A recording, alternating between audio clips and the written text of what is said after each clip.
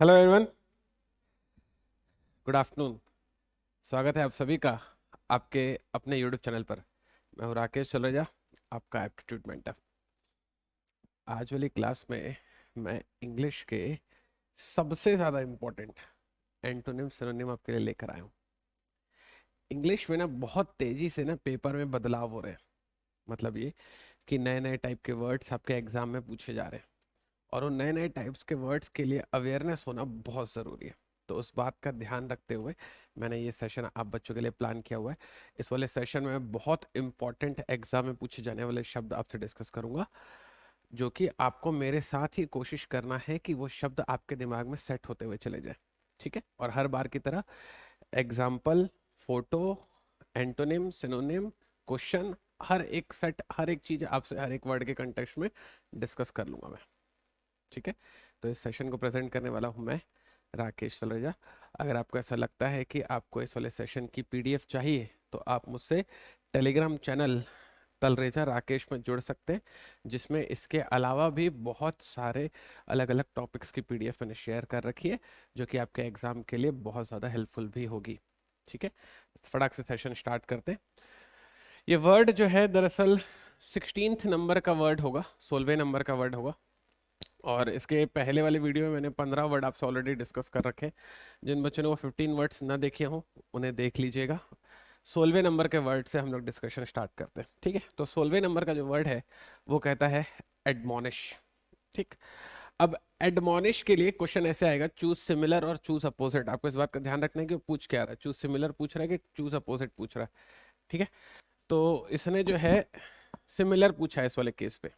तो सिमिलर में आपको दिया उसने काउंसल, अप्रूव, अप्लाई, अपलॉड या फिर कॉम्प्लीमेंट। ये उसने अलग अलग जो है आपको ऑप्शंस दिए हुए हैं।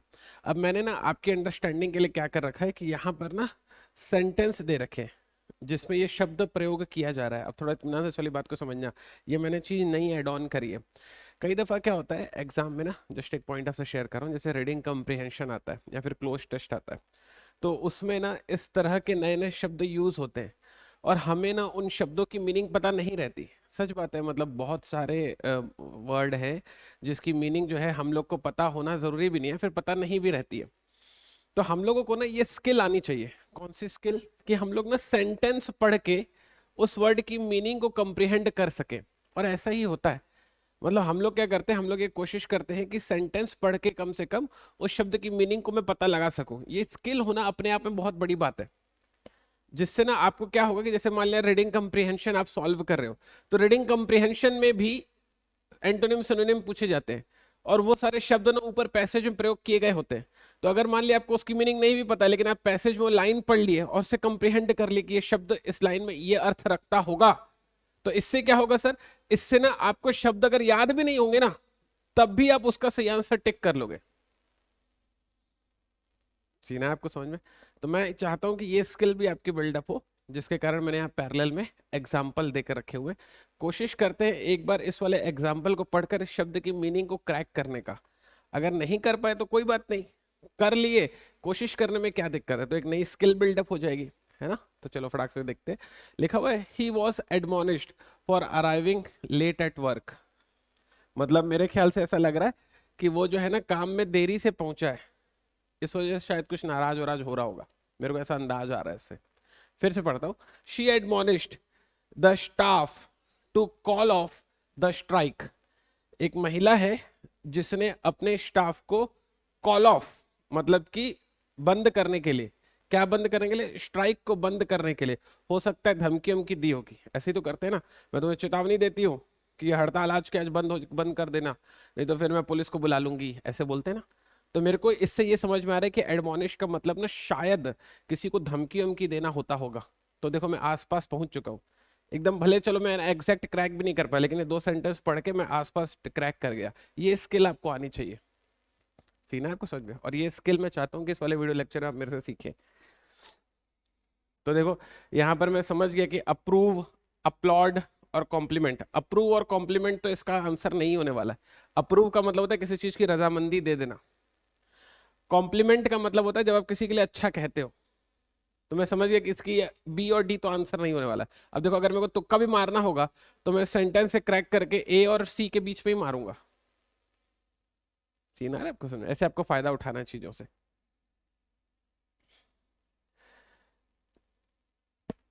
एडमोनिश का मतलब होता है to tell somebody firmly that you do not approve of something that he she has done. मतलब ये कि किसी को डांटना, फटकारना, सतर्क कर देना। देखा, हमने सेंटेंस से ये चीज क्रैक करी थी। तो ये चीज अपने को आनी चाहिए। सीना है समझ में? इसके सिनोनिम क्या होंगे? काउंसल, रिप्रूव। एंटोनिम क्या होंगे? अप्रूव, अपलॉड, या फिर कॉम्प्लीमेंट। देखो, मैंने कहा था ना कि अप्रूव और कॉम्प्लीमेंट तो इसका आंसर हो ही नहीं सकता, क्योंकि तो उसके अपोजिट साउंड हो रहे हैं। अप्रूव का मतलब होता है रजामंदी देना, कॉम्प्लीमेंट मतलब होता है अच्छा कहना। सीन है आपको समझ में? तो मेरा आंसर होने वाला है उसमें काउंसल। आपको अगर फोटो से समझ में आ रहा होगा कि देखो, ये अपने डॉगी को सतर्क कर रहा है कि मेरी मर्जी के बगैर घर के बाहर मत निकला करो।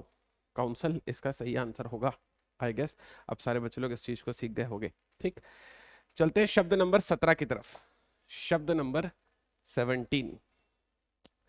शब्द नंबर 17 कहता है एडवर्सिटी। और एडवर्सिटी के लिए उसने मेरे से सिमिलर वाला टर्म पूछ रखा है। ठीक है, एडवर्सिटी के लिए मुझे सिमिलर टर्म बताना है। ऑप्शन में मेरे पास लिखा हुआ है प्रॉस्पेरिटी, ब्लेसिंग, मिसफॉर्चून, एनकरेजमेंट। मेरे को नहीं पता कि इसकी मीनिंग इसमें से क्या होने वाली है, आई डोंट नो। लेकिन फिर भी मैं एक बार सेंटेंस को पढ़ के से क्रैक करने की कोशिश करता हूँ। ठीक है, ये स्किल आपको बिल्डअप करनी है। और ये स्किल अगर आपको आ गई ना, कसम से फ्यूचर में भी जब आपका पेपर नहीं निकल चुका होगा, या फिर पेपर की आप तैयारी नहीं भी कर रहे होगे, कभी न्यूज़पेपर आया हाथ में और अगर इंग्लिश बैठकर आपने पढ़ने की कोशिश करी, तो कोई इंग्लिश न्यूज़पेपर पढ़ रहे हो, या मान लिया इंस्टा में या फिर फेसबुक पे कोई आर्टिकल ही पढ़ रहे हो, या कोई ब्लॉग पढ़ रहे हो, तो उसमें ना ऐसे शब्द जब यूज होते हैं तो भले ही आपको उसकी मीनिंग ना भी पता हो, लेकिन अगर आपके पास ये स्किल है कि सेंटेंस पढ़ के उसकी मीनिंग को क्रैक कर लेने वाली, तो आप कभी भी इंग्लिश में नहीं फंसोगे और ना ही कभी इंग्लिश से डरोगे। मेरा प्रॉमिस है आपसे। कोशिश करते हैं एक बार। थोड़ा सा 2 मिनट समय एक्स्ट्रा ले रहा हूं मैं आपका, मैं जानता हूँ। इस हो सकता है 10 मिनट में कोई 20 शब्द करा के निकल जाए, और मैं जो हूँ आधे घंटे में 10 शब्द करवाऊं, लेकिन इन एंड आउट पूरा करवाऊंगा। मतलब हर एक तरह की चीजें उस एक शब्द से रिलेटेड जितनी भी होंगी सब कवर करवा दूंगा। एक बार देखते हैं। He thinks he has come through a lot of stress and adversity in his life. उसको ऐसा लग रहा है कि वो अपने जीवन की, he has come through a lot of stress, मतलब बहुत ही चिंताओं से, या बहुत ही कहना चाहिए परेशानियों से, and adversity in his life, अपनी परेशानियों से होकर निकला है। ठीक है, तो कई कई लोग होते हैं ना जो बहुत मेहनत करते हैं तो उनको सफलता मिलती है, जीवन में बहुत कुछ वो देखे रहते हैं। तो ये मेरे ख्याल से कठिनाइयां या तकलीफें हो सकता है। ठीक है, क्योंकि स्ट्रेस के पैरेलल में लिखा हुआ है ना, तो मेरे को ऐसा अनुमान लग रहा है। एक बार और पढ़ के देखता हूँ। Now he must turn adversity to his advantage. अच्छा, कभी कभी ऐसा होता है ना कि विषम परिस्थितियां होती है जिसको इंसान अपने लिए उपयोग कर लेता है। कहते हैं ना कि भाई विपदाओं में इंसान को पता होना चाहिए कि उससे उसका फायदा कैसे लेना है। तो मेरे ख्याल से ये विपदा हो सकता है, विषम परिस्थितियां हो सकती है, एडवर्सिटी का मतलब, ये मेरा अंदाज है। तो विषम परिस्थितियां अगर मेरा अंदाज है, अब मेरे को अगर आंसर चूज करना हुआ, तो प्रॉस्पेरिटी, प्रॉस्पेरिटी का मतलब होता है सुख संपदा, तो आंसर इसका नहीं बनेगा। ब्लेसिंग, ब्लेसिंग का मतलब होता है आशीर्वाद, आंसर तो नहीं बनेगा। एनकरेजमेंट, एनकरेजमेंट का मतलब होता है उत्साहन या फिर प्रोत्साहन, इसका तो आंसर ही नहीं बनेगा। तो मैं श्योर हूं कि ए, बी और डी इसका आंसर नहीं होगा। अब अगर मेरे को तुक्का भी मारना होगा तो मैं सी में मारूंगा। ये तरीका सीखो आप। ठीक है, ये तरीका सीखो आप। इससे आप कभी इंग्लिश में नहीं फंसोगे, मेरा प्रॉमिस है आपसे। चलो एक बार मीनिंग देखते हैं। एडवर्सिटी, एडवर्सिटी का मीनिंग क्या होता है? लिखा हुआ है डिफिकल्टीज और प्रॉब्लम्स। देखो लिखा हुआ था ना, कठिनाइयां, समस्याएं, मुसीबतें, विपदाएं, लिखा हुआ है ना। सिनोनिम्स क्या होंगे? मिसफॉर्चून, क्लैमिटी, इसका सिनोनिम्स होगा। एंटोनिम्स क्या क्या होंगे? Prosperity, blessing, encouragement. तो मैंने कहा था मैं इसका आंसर अगर मारता भी तो मैं इसका आंसर मिसफॉर्चून मार के आता। आप इस फोटो से अंदाजा लगा सकते हैं, ये बलून ऊपर उड़ने की कोशिश कर रहा है लेकिन नीचे इसे ये रोक कर रखा हुआ है। तो ये विपदा, कठिनाइयों को फेस कर रहा है। ठीक है, बाकी जहां पर सब लोग उड़ चुके, ये बेचारा फंसा हुआ है यहाँ पर। ठीक है, चलिए, तो इसका आंसर क्या होगा बच्चे लोग? इसका आंसर होगा मिसफॉर्चून। आई गेस आप ये मेरे तरीके को समझ पा रहे होंगे। मैंने दरअसल पिछले वाले वोकैब सेशन में थोड़ा सा इंप्रूवमेंट किया हुआ है। अगर आपको ये तरीका अच्छा लग रहा होगा सेंटेंस से मीनिंग क्रैक करने वाला, तो मुझे चैट सेक्शन में बिल्कुल बताइएगा कि हाँ सर, हमें ये वाला तरीका आपका जम रहा है, समझ में आ रहा है। नहीं भी आ रहा हो तो नहीं आ रहा हो ये बता दीजिएगा, तो मैं तरीके को और बदल दूंगा। मेरे पास और भी कई तरीके हैं, लेकिन अगर आपको ऐसा लग रहा हो कि ये तरीका मेरे हिसाब से तो बेस्ट तरीका है, इससे मैं कभी इंग्लिश में नहीं फंसता हूँ, मतलब मेरा पर्सनल एप्लीकेबल तरीका है, तो अगर आपको अच्छा लग रहा हो तो आप बिल्कुल मुझे चैट सेक्शन में बताइएगा, मुझे इंतजार रहेगा आपके मैसेज का। अगला है एलियन। एलियन तो हम लोग जानते हैं, ऐसे लोग जो दूसरे ग्रह से आए हुए होते हैं, है ना, तो दूसरे ग्रह से आए हुए लोगों के लिए हम लोग एलियन टर्म यूज करते हैं, ठीक है। Harmonious, resident, native, foreigner. अब देखो, रेसिडेंट और नेटिव तो मैं आंसर इसका मारता ही नहीं, सिमिलर मांग रहा है। रेसिडेंट मतलब होता है घरेलू, नेटिव मतलब होता है जिस जगह पर आप लोग रहते हैं, वो भी घरेलू ही सेंस हुआ। तो रेसिडेंट जहां पर आप रह रहे हैं, नेटिव वो आपके रहने वाली जगह, दोनों ही दरअसल घरेलू है। तो मैं कह रहा हूं जो दूसरे ग्रह से आया, घरेलू तो नहीं होगा ना, पॉइंटर है क्वेश्चन में। तो मैं आंसर इसका चुनता भी तो बी और सी तो नहीं चुनता, या फॉरेनर चुनता या हारमोनियस चुनता, एक अंदाज बता रहा हूं। और उसमें भी मैं फॉरेनर पहले चुनता, क्यों? क्योंकि मेरे को पता है ये दूसरे ग्रह से आया है। अब बात को समझो, फॉरेनर सिर्फ उनको नहीं कहते जो दूसरे देश से आते हैं, फॉरेनर उनको भी कहते हैं जो दूसरे ग्रह से आते हैं। सीन है आपको समझ में? ठीक है। हालांकि जो दूसरे ग्रह से आते हैं उनके लिए स्पेसिफिक एलियन वर्ड रखा गया है, लेकिन दोनों की अर्थ सेम होता है, ठीक।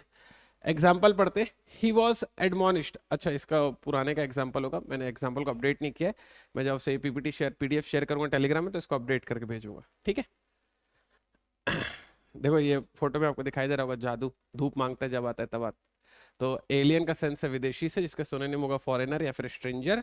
और एंटोनिम्स होंगे हारमोनियस। हारमोनियस का मतलब भी नेटिव होता है, मतलब घरेलू होता है, नेटिव और फॉरेनर। फॉरेनर यहाँ नहीं आएगा, यहाँ पर आएगा रेसिडेंट, ठीक है। मैं इस वाले पेज को अपडेट करके आपको भेजूंगा। खैर इसका आंसर मेरे को पता चल गया, फॉरेनर इसका सही जवाब होगा, फॉरेनर इसका सही जवाब होगा, ठीक है।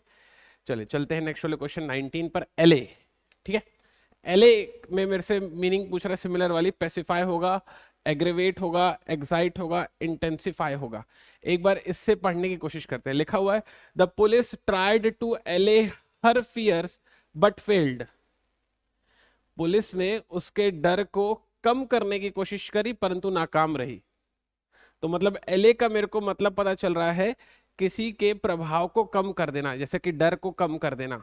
डर एक उदाहरण है, कुछ भी प्रभाव हो सकता है, या कोई बहुत उड़ रहा होगा, किसी के खून में बहुत उबाल आ रहा होगा, तो उसके उबाल को कम कर देना एले का सेंस देगा, ठीक है। A good teacher will work hard to allay the concerns of a new student. अब देखो, एक अच्छा शिक्षक जो होता है वो नए बच्चों के जो डाउट होता है उनको दूर करने के लिए बहुत मेहनत करता है, इसका सेंस ये पॉइंट है आपको समझ में। तो एलए का मतलब क्या है? एलए का मतलब है कि प्रभाव को कम करने की कोशिश करना, ठीक है। एलए का सेंस है to make something less strong, पीड़ा, कष्ट, भय आदि की प्रबलता को कम करना। जैसे पुलिस जो है सामने वाले को एहसास दिलाती है कि आप बिल्कुल मत डरिए, पूरी पुलिस फोर्स आपके साथ है, तो उसके डर को वो कम करने की कोशिश कर रही है पुलिस, है ना। सिनोनिम्स क्या होंगे? पेसिफाई और सूथ, इसके सिनोनिम्स होंगे। एंटोनिम्स क्या होंगे? एग्रीवेट, एक्साइट, इंटेंसिफाई, इसके एंटोनिम्स होंगे। पॉइंट है आपको समझ में? तो जैसे मान लिया कि कोई अगर जिसको अगर सर में दर्द है, तो हम लोग इस तरह से जो उसके सर को दबाते हैं ना, जिससे उसका जो दर्द है वो कम हो जाता है, मतलब क्या हो जाता है? एले हो जाता है, ठीक है। तो पेसिफाई, एग्रीवेट और इंटेंसिफाई इसके एंटोनिम्स थे।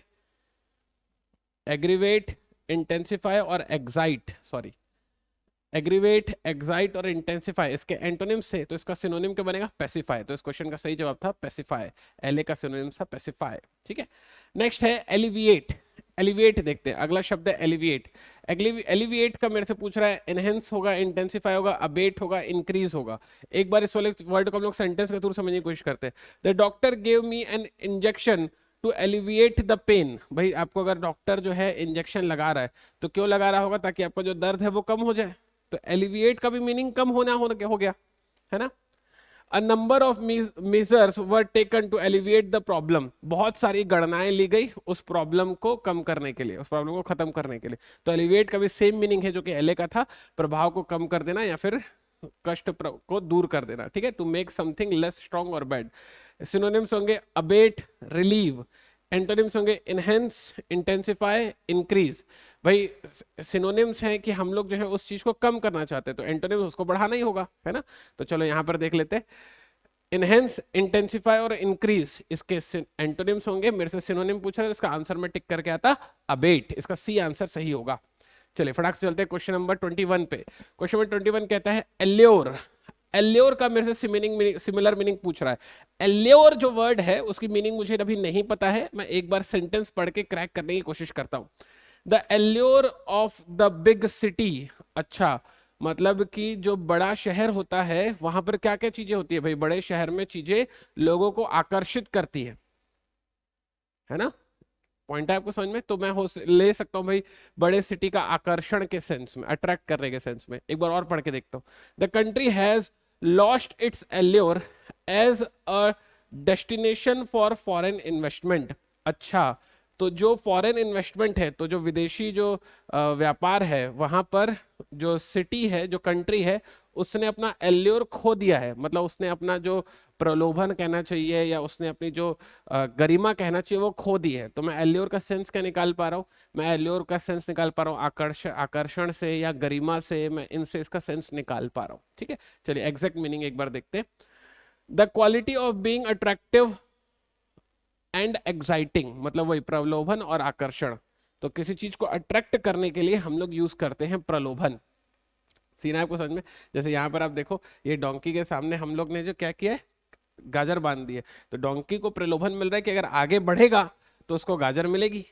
सीना आपको समझ में? तो वो इस लालच में कि उसको गाजर मिलेगी आगे बढ़ता ही जाता है। तो आगे बढ़ता जाता है जिससे उसको सोच लगता है कि गाजर मिल जाएगी, लेकिन मिलती नहीं है। तो डोंकी स्टिक पॉलिसी बोलते हैं इसको।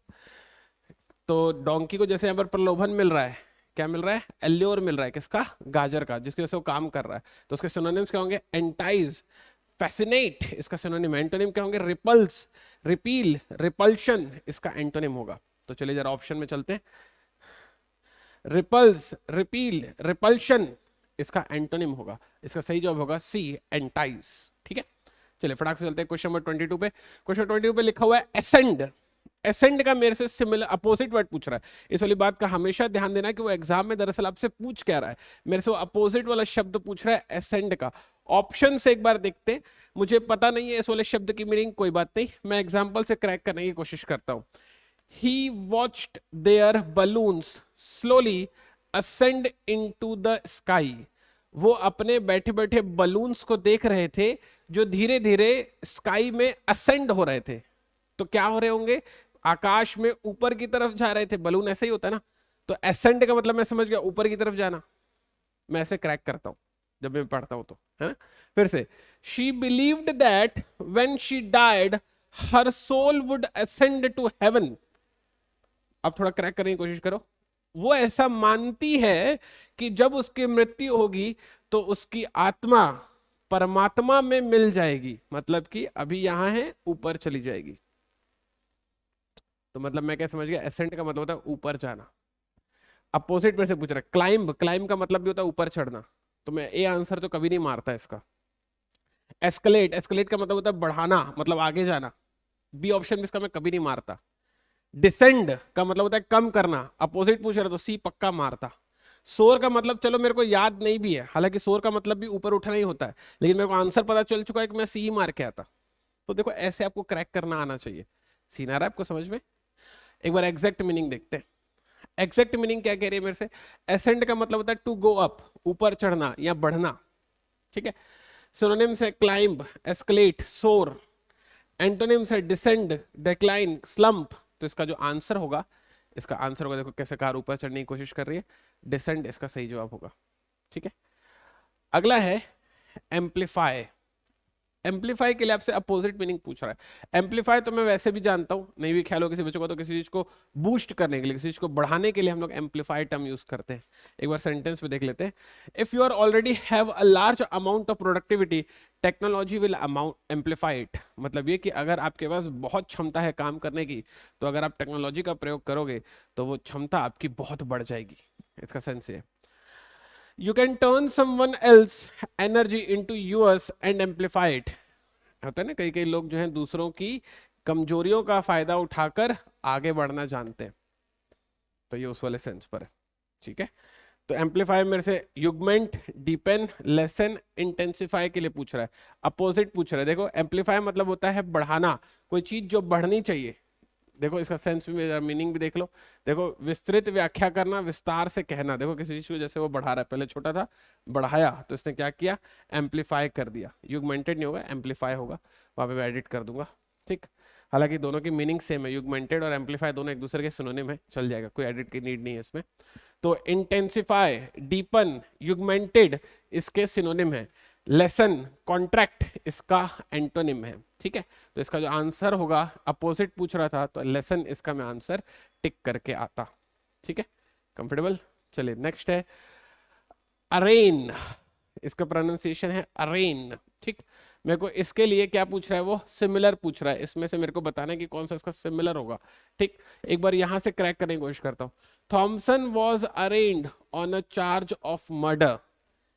भाई किसी ने खून किया है तो उसे पकड़ लिया गया होगा खून के इल्जाम में। तो थॉमसन वॉज अरेन्ड मतलब कि पकड़ लिया गया उसको, मर्डर मर्डर खून के चार्ज में। मेरे को अरेन का मतलब समझ में आ रहा है कि किसी को दोषी बनाना। ठीक है, मेरे को ऐसा समझ में आ रहा है। एक बार और पढ़ता हूं। All are scheduled to be arraigned Wednesday in federal court in Oakland. इसका मतलब क्या है, देखो फेडरल कोर्ट की बात चल रही है, कोर्ट मतलब वही जो हमें पेशी चलती है। तो मतलब कि सारे के सारी जो जितनी भी पेशियां होंगी सबको शेड्यूल्ड कर दिया गया है वेडनेसडे के लिए। मतलब जितने भी दोषी हैं उनकी पेशियों को शेड्यूल कर दिया गया है वेडनेसडे के लिए। कौन से कोर्ट में, फेडरल कोर्ट इन ओकलैंड में। तो मतलब मेरे को ये समझ आ गया, अरेंड का मतलब होता है किसी को दोषी बनाना। ये रही उसकी इमेज। ये हम लोग देखते हैं ना फॉरेन में इस तरीके का ऑरेंज कलर का उसको कपड़ा पहनाते हैं। तो to bring a person to a court of law in order to formally accuse him her of a crime. औपचारिक रूप से अभियोग लगाने के लिए दोषी को कचहरी में लाना, वही मैंने कहा था ना, पकड़ लेना। तो ये उसकी मीनिंग हो गई है ना। तो सिनोनिम क्या होंगे, इनक्रिमिनेट, इंडिक्ट इसके सिनोनिम है। एंटोनिम क्या होंगे, एक्सकल्पेट, पार्डन। पार्डन मतलब मैं आपको पिछली बार बता चुका हूं, माफ करना होता है पार्डन का मतलब, है ना। तो अगर किसी को आप दोषी बना रहे हो मतलब सजा दे रहे हो, माफ कर रहे हो मतलब उसका अपोजिट हो गया पार्डन। ठीक है, और है एक्सोनरेट। ठीक, तो मेरे से इसने क्या पूछा था, मेरे से इसने पूछा था सिमिलर। तो एक्सपल्केट, एक्सोनरेट और पार्डन इसके अपोजिट होंगे। इनक्रिमिनेट इसका सिमिलर होगा और यही इसका आंसर होगा। इसका जो सही जवाब होगा वो होगा option number B. Idea accepted है सारे बच्चों को। चलिए चलते हैं क्वेश्चन नंबर 25 की तरफ। क्वेश्चन नंबर 25 कहता है ओडेसिटी। बहुत इंपॉर्टेंट वर्ड है ये, जो शब्द है हमेशा किसी ना किसी एग्जाम में पक्का पूछा ही जाता है, इसको तो अभी के अभी रट डालना एकदम। ओडेसिटी एक बार पढ़कर क्रैक करने की कोशिश करता हूं। He had the audacity to tell me I was rude. उसके पास एडोसिटी है ये कहने की कि मैं रूड था, मतलब मैं बदतमीजी कर रहा था। तो अगर आप किसी को ये बात कहते हो कि आप बदतमीजी कर रहे थे, आप कब कह पाते हो, जब आप पे वो हक होता है, या जब आपका जो है उस पर हक होता है, या फिर जब आप उतनी हिम्मत रखते हो। तो ऑडेसिटी का मतलब मैं हिम्मत के सेंस में ले सकता हूं, है ना। एक बार फिर से सेंटेंस पढ़ के क्रैक करने की कोशिश करता हूं। He had the audacity to suggest that it was all my fault. उसके पास इतनी हिम्मत थी ये इस बात की सलाह देने की कि वहां पूरी मेरी गलती थी। ऑडेसिटी मतलब मैं हिम्मत के सेंस में, करेज के सेंस में ले सकता हूं, है ना। चलो एक बार एग्जैक्ट मीनिंग देखते हैं। हाँ, अपने सनी भाई आए, सनी पाजी आए। तो सनी पाजी का अगर आपने मूवी देखी होगी घातक, तो उसमें इनका डायलॉग रहता है ना, ये मजदूर का हाथ है कात्या, लोहे पर पड़ जाए तो उसे पिघला कर रख देता है, उसका आकार बदल देता है। तो ये जो सनी पाजी है ये दरअसल करेज के लिए एकदम फेमस है ना। गए थे पाकिस्तान, बोरिंग उखाड़ के ले आए थे यहाँ पर। तो Audacity, behaviour that risk being shocking, स्तब्ध कर देने वाला आचरण या व्यवहार। ठीक, जैसे इनका था ना इस मूवी में, मजा आ जाता है मूवी देखकर। तो सिनोनिम्स क्या होंगे, बोल्डनेस, करेज, ब्रेवरी। एंटोनिम्स क्या होंगे, माइल्डनेस, कॉवर्डनेस, कॉवर्डनेस मतलब है डरपोक, टिमिडिटी। ठीक है आपको समझ में, ठीक है। तो मेरे से ऑडेसिटी का अपोजिट पूछ रहा है, तो बोल्डनेस, करेज, ब्रेवरी इसके सिनोनिम होंगे। टिमिडिटी इसका अपोजिट होगा, टिमिडिटी इसका सही जवाब होने वाला है। ठीक है, मेरा ख्याल है यहां तक सारे बच्चों क्लियर होगा। फटाक से चलते हैं, 5 और शब्द देखेंगे अपन। अगला है ऑथेंटिक, ऑथेंटिक दरअसल किस सेंस में यूज होता है? ऑथेंटिक दरअसल यूज होता है जब कोई चीज प्रमाणिक होती है। ये तो मैं जानता हूँ ना भाई कि मेरे को उस चीज की ऑथेंटिसिटी पर डाउट है, मतलब मेरे को उस चीज की प्रामाणिकता पर डाउट है ना। तो experts have confirmed that the signature on the letter is authentic. Experts ने इस वाली बात को कंफर्म कर दिया कि उस लेटर पे जो सिग्नेचर है वो प्रमाणिक है, ठीक है। The witness provided an authentic record of what actually took place. Witness ने मतलब कि गवाह ने इस वाली बात को प्रमाणित किया कि वहां पर क्या घटा था, ठीक। तो प्रमाणित मतलब किसी चीज को ऑथेंटिक कर देना होता है। तो इसकी जरा फटाक से देख लेते टर्म। जैसे ये वाली जब मैं फोटो देख रहा हूँ तो हम लोग ऐसा मीम देखते हैं ना कि कई लोग इस फोटो को देखकर बोलेंगे haters will say it's Photoshop. इसकी प्रमाणिकता पर लोगों को डाउट हो जाएगा। जिस लोग मेरे से जलते होंगे वो लोग ऐसा बोलेंगे इसको देखकर। अपन ऐसा पढ़ते हैं, देखते हैं ना meme, that you know is real और जेन्युइन, प्रमाणिक या फिर असली। सिनोनिम होगा एक्यूरेट, क्रेडिबल। क्रेडिबल दरअसल छत्तीसगढ़ का जो है वो टाइटल भी है ना, क्रेडिबल छत्तीसगढ़ और इनक्रेडिबल भारत। विश्वसनीय छत्तीसगढ़, क्रेडिबल छत्तीसगढ़ है ना टाइटल। एक्यूरेट एंटोनिम क्या होगा? फिक्टिटियस, अनरियल, इम्पल्सिव, है ना। तो अगर मैं इसके एंटोनिम देखने जाऊं तो एक्यूरेट इसका सिमिलर होगा, क्रेडिबल इसका सिमिलर होगा। अच्छा, एक्यूरेट दो बार लिखा गया मतलब उसका सिमिलर होगा। इम्पल्सिव इसका सही जवाब होने वाला है, इसका अपोजिट होगा इम्पल्सिव, ठीक है।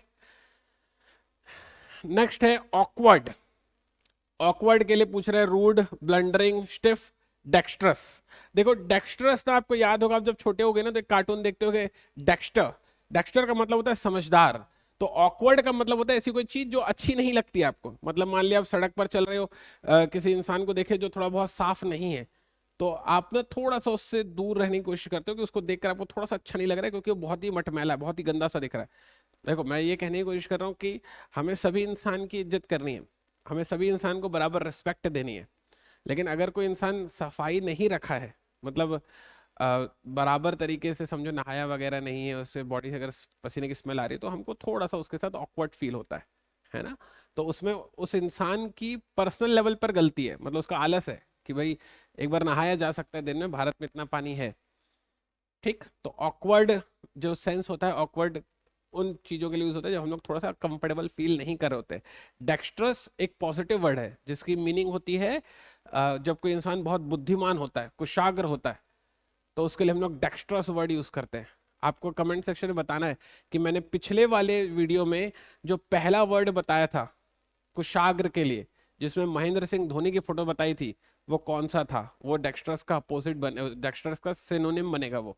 तो आपको मुझे चैट सेक्शन में बताएंगे। जो पिछले वीडियो में आपको धोनी की फोटो दिखाई थी, पहला वर्ड मैंने लिया था कुशाग्र के लिए, ठीक है। My cousin always phones at an awkward time. मेरे जो कजन है हमेशा ऐसे टाइम पर फोन करते हैं जब मैं उनका कॉल ले पा रहा होता हूँ। मान ली मेरी क्लास चल रही है, उनका कॉल आ जाता है, मतलब ऑकवर्ड टाइम हो गया, है ना। A third of the candidates admitted they felt awkward speaking in the meeting। मतलब ये कि हर तीसरे कैंडिडेट को ऐसा लगा कि मीटिंग में जो बातें हुई वो अच्छी नहीं हुई, ठीक। तो ऑकवर्ड हम लोग समझ गए हैं। ऑकवर्ड का मतलब होता है डिफिकल्ट टू डील विथ, निपटने में मुश्किल। सिनोनिम्स होंगे रूड, ब्लंडरिंग और स्टिफ। एंटोनिम होंगे एड्रॉइट, क्लेवर और डेक्स्ट्रस, ठीक। जैसे अगर आप ये वाली फोटो देखेंगे तो ये एक ऑकवर्ड मूवमेंट है। कैसे ऑकवर्ड मोमेंट है सर? बेसिकली इनको जो है प्राइज मिल रहा है, ये हमारे लाला हैं, आप इनको जानते होंगे, और मैडम जो है इनको कॉन्ग्रेचुलेट करने की कोशिश कर रही है, दिखाई दे रहा है आपको। लेकिन इनका जो ध्यान है वो उस तरफ नहीं है, थोड़ा सा ये बिजी है अपने किसी और काम में, कैमरामैन से थोड़ा इनका बातचीत चल रहा है। तो ये जो मूवमेंट है, ये मूवमेंट थोड़ा सा ऑकवर्ड हो जाता है। मानते हो ना इस वाली बात को? कंफर्टेबल है, ठीक। तो इसका आंसर क्या होगा सर? क्योंकि उसने मेरे से अपोजिट पूछा था तो मैं इसका आंसर डेक्स्ट्रस मार के आऊंगा। Question number 28। क्वेश्चन नंबर 28 में वर्ड आया है एग्जिम। एग्जिम का एक बार मीनिंग क्रैक करने की कोशिश करते हैं इस वाले सेंटेंस से। They study and prove some exams in the virtual fundamental class. उन्होंने मेहनत करी या पढ़ाई करी और कुछ कहना चाहिए प्रमेय को, एग्जिम माने प्रमेय को प्रूफ किया, मतलब सत्यापित किया। तो एग्जिम्स का सेंस आएगा प्रमेय के सेंस में, ठीक है। The second axiom of holistic medicine is that each person is unique and each program must be individualized। इसका एक्जिम का मतलब जो सेंस है यहाँ पर जो मैं ले पा रहा हूँ वो है प्रमेय के अर्थ में, है ना। जैसे अगर मैं इसकी मीनिंग देखने जाऊं तो यहाँ पे लिखा हुआ है सबसे स्वीकृत सिद्धांत, वही प्रमेय यानी कि सिद्धांत वाले सेंस पर है। जैसे हम लोग ये जानते हैं ये है पाइथागोरस प्रमेय, तो ये दरअसल पाइथागोरस एक्सिम कहा जा सकता है इसको, जिसके सिनोनिम होंगे एडेज, ट्रिज्म, डेक्टम, और एंटोनिम होंगे, डेक्टम इंपॉर्टेंट वर्ड है, हमेशा एग्जाम में आता है। एंटोनिम होंगे एब्सर्डिटी, ब्लंडर, एम्बिग्यूटी। एम्बिग्यूटी बहुत इंपॉर्टेंट शब्द है, एकदम पेपर में आएगा ही आएगा। एम्बिग्यूटी अभी आने वाली क्लास में लेने वाला हूं मैं। तो सीन क्या होगा, इसमें मेरे से सिमिलर पूछ रहा है, तो एडेज, एब्सर्डिटी, ब्लंडर, ये सारे के सारे इसके, ये सॉरी एम्बिग्यूटी, ये सारे के सारे इसके अपोजिट हो गए। ब्लंडर इसका सही जवाब हो सकता है ना, सॉरी ब्लंडर इसका अपोजिट है, एडेज इसका सही जवाब हो सकता है। एडेज इसका सिनोनिम होगा, एब्सर्डिटी, ब्लंडर, एम्बिग्यूटी इसका एंटोनिम होगा। ठीक है, तो आंसर होगा ए। क्वेश्चन नंबर 29, लास्ट के दो वर्ड है फटाक से। बेफल, बेफल के लिए पढ़ रहा हूं मैं। One of the exam question baffled me completely. Exam में बहुत सारे क्वेश्चन आए थे, लेकिन एक क्वेश्चन ऐसा था कि जिसमें बेफल हो गया। बेफल हो गया मतलब कि मैं घूम गया, ऐसा बोलते हैं ना हम लोग, भाई वो क्वेश्चन मेरे को समझ ही नहीं आया, क्वेश्चन देख के मेरा दिमाग ही घूम गया। तो क्या हो गए तुम, बेफल हो गए। ठीक है, she was completely baffled by strange behaviour, मतलब एक इंसान ने इस तरीके से उससे पेश आया कि वो उससे एकदम चकरा गई कि भाई कैसा पागल आदमी मिला मेरे को। तो बेफल्ड का मतलब होता है घूम जाना, चकरा जाना। ठीक है, मीनिंग देखते हैं। चकरा देना, उलझन में डाल देना। देखो जरा मैडम, तुम्हारे आंसर देख देख कर क्या हो गई है, उलझन में आ गई है। एस्टोन्ड, फेज, बिवाइल्डर इसके सिनोनिम में, फैसिलिटेट, क्लैरिफाई, एक्सप्लिकेट इसके एंटोनिम है। मेरे से इसने क्या पूछा है, मेरे से इसने पूछा है अपोजिट पूछा है, तो इसने मेरे से अपोजिट पूछा है, तो फैसिलिटेट, क्लैरिफाई और एक्सप्लिकेट इसके एंटोनिम होंगे, तो इसका आंसर होना चाहिए डी। डी इसका सही जवाब हो जाएगा। ठीक, लास्ट वर्ड है क्लास का, बी वाइचिंग। बी वाइचिंग या फिर इसका सेंटेंस पढ़ के देखता हूं। She was bewitched, bewitched by her beauty. Bewitched इसका करेक्ट प्रोनाउंसिएशन होगा। तो मतलब वो जो है, he was bewitched by her beauty, मतलब ये जो है वो इंसान, मतलब एक इंसान किसी की खूबसूरती से सम्मोहित हो गया। सम्मोहित हो जाना मतलब बिविष्ट हो जाना। ठीक है, ही the wicked fair, the wicked fairy bewitched the prince and turned him into frog. मतलब ये है कि जो विग्ड फेरी है, मतलब जो कहना चाहिए काली परी है, उसने शहजादे को सम्मोहित कर लिया, बिविच्ड कर लिया, और क्या किया, उसे मेंढक में बदल दिया। ऐसे कहानी अपन लोग सुने थे ना कि शहजादे को मेंढक बना देते हैं, हो सकता है आपने देखा होगा, कोई एक मूवी भी है शायद ऐसी, है ना। तो ये जैसे ये काली परी है, ये इसे क्या कर रही है, सम्मोहित कर ले रही है। तो क्या कर रही है, बिविच कर रही है। ठीक है, सिनोनिम क्या होंगे, एलरिंग, चार्मिंग, एंगेजिंग, रेप्यूगेंट, रिपल्सिव, बोरिंग इसका एंटोनिम होगा। तो रेप्यूगेंट, रिपल्सिव, बोरिंग इसका एंटोनिम होगा। चार्मिंग इसका सिनोनिम होगा, मेरे से सिनोनिम पूछा था, बिविच का सिनोनिम होगा चार्मिंग। ठीक है, तो ये हो गए हमारे 15 शब्द। और आई होप कि आप सारे बच्चे लोग ने इसे एंजॉय किया होगा। अगर आपको इस वाले पीडीएफ, इस वाले चैनल की, इस वाले लेक्चर के अगर आपको पीपीटी चाहिए, पीडीएफ चाहिए, तो आप मुझसे इस वाले चैनल पर बिल्कुल जुड़ सकते हैं। नेक्स्ट वाली क्लास में मैं मिलूंगा आपसे एक और नए कंसेप्ट के साथ। तब तक अपना ख्याल रखिएगा। मैं ऐसे खूब सारे शब्द आप बच्चों को प्रैक्टिस करवाऊंगा, इस वाली सीरीज में बने रहना। ऐसा ही मेंस आने के पहले पहले मैं आपका इंग्लिश इसी वाले चैनल पर बहुत अच्छे तरीके से कंप्लीट करवा दूंगा। ठीक है, आप बिल्कुल मत परेशान होइएगा, मेरे साथ लगे रहिएगा। मेहनत कर रहा हूँ मैं आपके साथ। आप बिलीव नहीं करेंगे, ये वाली स्लाइड बनाने के लिए ना, मतलब बहुत मेहनत लगती है, रात रात भर थोड़ा सा मैं एफर्ट डालता हूँ, तब ये स्लाइड आपके लिए बन पाती है। तो मैं चाहता हूँ कि आप बच्चे लोग को इससे फायदा मिले। एकदम एंड तक मेरे साथ जुड़े रहो, बहुत अच्छा करेंगे अपन लोग। मिलते हैं।